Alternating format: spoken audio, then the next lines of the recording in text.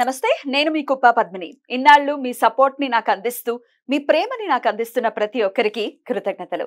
ఇప్పుడు చూడబోతున్న ఈ వీడియో కూడా ఖచ్చితంగా మీకు ఉపయోగపడుతుంది. లైక్, షేర్ అండ్ సబ్స్క్రైబ్ చేసి మీ ఇష్టాన్ని అలాగే మీ సపోర్ట్ ని నాకు అందించండి. అలాగే ఈ వీడియో పట్ల మీ అభిప్రాయాన్ని కమెంట్ సెక్షన్ లో కమెంట్ చేసి నాకు తెలియజేయండి. నమస్తే. జ్యోతిష్య శాస్త్రం ఒక అద్భుతం. వేదాంగమైన జ్యోతిష్య శాస్త్రం అనేటువంటిది మానవ జీవన గమనానికి ఒక వరం. జ్యోతిష్య శాస్త్రం నీ జీవితంలో వెలుగునింపే ఒక భాష. ఆ భాష నీకు అర్థమైతే ప్రకృతి నీతో మాట్లాడుతుంది. అస్ట్రాలజీ నేర్చుకోవాలి అనుకునే వారికి అద్భుత అవకాశం. మురళీధర శర్మ గారి అస్ట్రాలజీ క్లాసెస్ అతి త్వరలో మొదలు కాబోతున్నాయి. 100% జాబ్ గ్యారంటీ. వివరాల కొరకు సంప్రదించండి. నమస్తే, వెల్కమ్ టు అవర్ ఛానల్. నేను పద్మిని. ప్రస్తుతంతో పాటు ప్రముఖ ఆధ్యాత్మికవేత్త, జ్యోతిష పండితులు, అమ్మవారి సేవకులు, దత్త గణపతి ఉపాసకులు మురళీధర శర్మ గారు మనతో పాటు ఉన్నారు. మాట్లాడదాం. నమస్కారం అండి. మహాదేవ శ్రీమాత్రే నమః.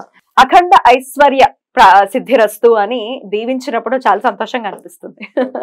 ఈ అఖండంగా ఉండడం అంటే ఏమిటి అనేది డెఫినెట్ గా మనం ఆలోచించాల్సి ఉంటుంది. అంటే ఏదో 100 కోట్లు 1000 కోట్లు రావటం కాదు, ఉన్నదాంతో చాలా సంతోషాన్ని అనుభవించడం అనేది ఖచ్చితంగా మనం అవగాహనకు తెచ్చుకోవాలి. అలాగే ఆరోగ్యం ఉండటం అన్నిటికంటే ఐశ్వర్య ప్రదాయకదాయకం. ఖచ్చితంగా.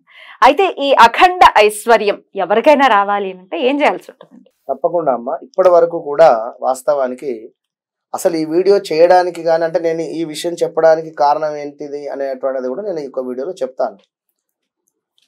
ముందుగా అఖండ ఐశ్వర్యము, అఖండం అంటేనే అసలు వెలకట్టలేనిది. ఓకే, ఒక బ్రాహ్మణుల ఆశీర్వాదము జరుగుతుంది అక్కడ. చక్కగా కూడా ఇద్దరు దంపతులు కావచ్చును, లేదా ఒక పిల్లవాడు కావచ్చును, కూర్చుంటారు. ఒక 11 మంది బ్రాహ్మణులు లేదా 21 మంది బ్రాహ్మణులు, 108 బ్రాహ్మణులు కూడా ఆశీర్వాదం చేసినటువంటి, అంటే సిచ్యువేషన్ చూస్తే గూస్ బంప్స్. డెఫినెట్లీ వినాలి, అది విని తరించాలి. అలాంటి సిచ్యువేషన్స్ కూడా చూసినవి, చేయించినవి చాలా ఉన్నవి. అంటే నేను చెప్తున్నాను, ఇంతమంది కలిసి అక్షింతలు వేయడం, ప్రత్యేకించి ఉపనయనాలకి, పెళ్లిళ్ళకి పెళ్లిళ్ళకు బాగా జరుగుతుంది. ఎందుకంటే ఆశీర్వచనానికి గురువు గారు కావాలి అంటారు. అంటే జనరల్ గా కేవలం ఆశీర్వచనానికి, లేదా కొన్ని బర్త్డే ఫంక్షన్స్ సాయంకాలం పిలుస్తారు, లేదా ఏమైనా మనకు ఇది ఏమంటారు, సిల్వర్ జూబ్లీ వేడుకలు కానీ, లేదా వివాహానికి సంబంధించి ఎవరైనా మరలా అంటే అసలు ఆశీర్వచనం ఎప్పుడుగా అన్ని వేళలా కావాలి. అయితే ఎస్పెషల్ గా వీరు కావాలి ఒక 11 మంది కానీ 21 మంది కానీ చెప్తారు. అంటే ఈ టాపిక్ ఎందుకు అంటే, బ్రాహ్మణులు ఆశీర్వచనం చేసేటువంటి సందర్భంలో ఎంతటి పవిత్రత ఉంటుంది మనసులో, అంతటి పవిత్రతతో అమ్మవారిని వేడుకోవాలి. అంతే నేను చెప్పేటువంటి టాపిక్ అది. మరి అంతటి పవిత్రతతో మనం వేడుకుంటామా, వేడుకోమా? కనుక అమ్మవారు అంటేనే ప్రీతి. ఇక్కడ కొడితే ఏనుగు కుంభస్థలాన్ని కొట్టాలంటారు. ఎందుకు వచ్చింది అక్కడ? మరి అలాంటి ఏనుగులు లక్ష్మీదేవికి ఎంతో ప్రీతి. ఈ యొక్క వాహనము గజము అంటేనే ఎంతో ప్రీతి. అలాంటి వాహనాలు అంటే గజము అంటే ఈ యొక్క ఏనుగు అభిషేకం చేస్తుండే అటువంటిది. చక్కగా కూడా అమ్మవారి యొక్క తొండం ముందు నుండి వారు అభిషేకం జరిగేటువంటి సందర్భం కింద అమ్మవారు చక్కగా కూడా కూర్చొని ఉండేటువంటి పరిస్థితి. ఇట్లా అమ్మవారు ఆశీర్వదించేటువంటి విధంగా కానీ, అంటే రకరకాలుగా ఉంటుంది అమ్మవారు యొక్క ఐడల్. అలాంటి ఇటు ఒక గజము, ఇటు ఒక గజము, ఏనుగు మధ్యలో అమ్మవారు కుంభాభిషేకం జరిగారు. అలాంటి ఐడల్ ఇది నేను మైసూర్ ప్యాలెస్ లో చూడడం జరిగింది. మీరు ఈ మధ్య వెళ్ళారు? అవును, మైసూర్ ప్యాలెస్ లో చూస్తే నేను షాక్ అయిపోయా. ఇది ఏమిటి అని చెప్పి నేను చూసా. రహస్య పరిహార శాస్త్రంలో దానికి ఒక ప్రత్యేకమైనటువంటి పరిస్థితి ఉన్నది. ఇందరా ఇక్కడ ఏదో తోసేయి, ఏదో పెట్టేయి అని చెప్పి మన దగ్గర చేస్తూ ఉన్నారు. ఇంతటి మహారాజే అంటే తన గురించి అని కాదు, ఇక్కడ మీరు అర్థం చేసుకోండి. ఇక్కడ అన్ని కోట్లు ఉండేటువంటి మనిషి అక్కడ భగవంతులకు ఆ విధమైనటువంటి మర్యాద, అక్కడ ఉండేటువంటి విగ్రహాలు కానీ ఎంతో అద్భుతంగా ఉన్నాయి.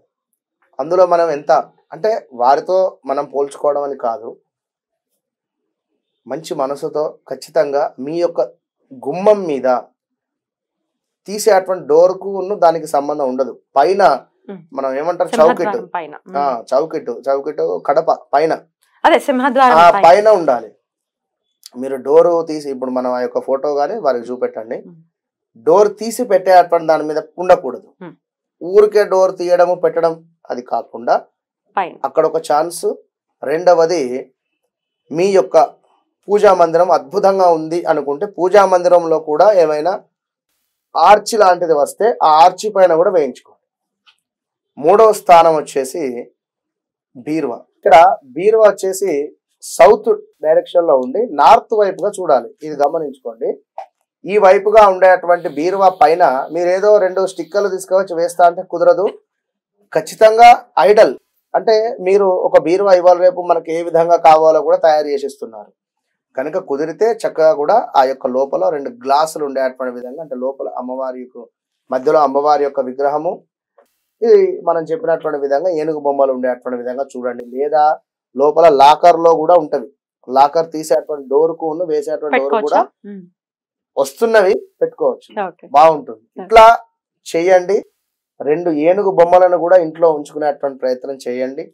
అది మట్టితో కావచ్చును, జనరల్ గా బయట దొరుకుతున్నవి కనుక 2 ఏనుగు బొమ్మలను పెట్టుకోండి. మధ్యలో చక్కగా అమ్మవారిని కూడా కూర్చోబెట్టండి. ఒకటి మట్టితో విగ్రహాలు దొరుకుతాయి. హాల్లో ఒక సపరేట్ ప్లేస్ లో వారికి ఏర్పాటు చేయండి. అది వారి స్థలంగా భావన చేయండి. చక్కగా రోజు అక్కడ మంచి మంచి పుష్పాలతో డిజైన్ చేస్తూ ఉండండి. అద్భుతమైనటువంటి ఫలితం ఉంటుంది. బ్యూటిఫుల్ అండి, చాలా అద్భుతంగా వివరించారు. ఖచ్చితంగా ఈ అమ్మవారిని కుంభాభిషేకం చేసేటటువంటి చిత్రాలు చాలా అందంగా ఉంటాయి. ఈ దేవతా మందిరంలో అంటే మన దేవుడి గుట్లో కూడా, అంటే దేవుడి రూమ్ లో కూడా సింహాసనం పైన కూడా వస్తున్నాయి లక్ష్మీదేవి. చాలా బాగుంటాయి. అది కూడా ప్రిఫర్ చేస్తే చాలా బాగుంటుంది. అద్భుతం అండి, చాలా చక్కగా వివరించారు. కృతజ్ఞతలు. నమస్కారం. మహాదేవ్.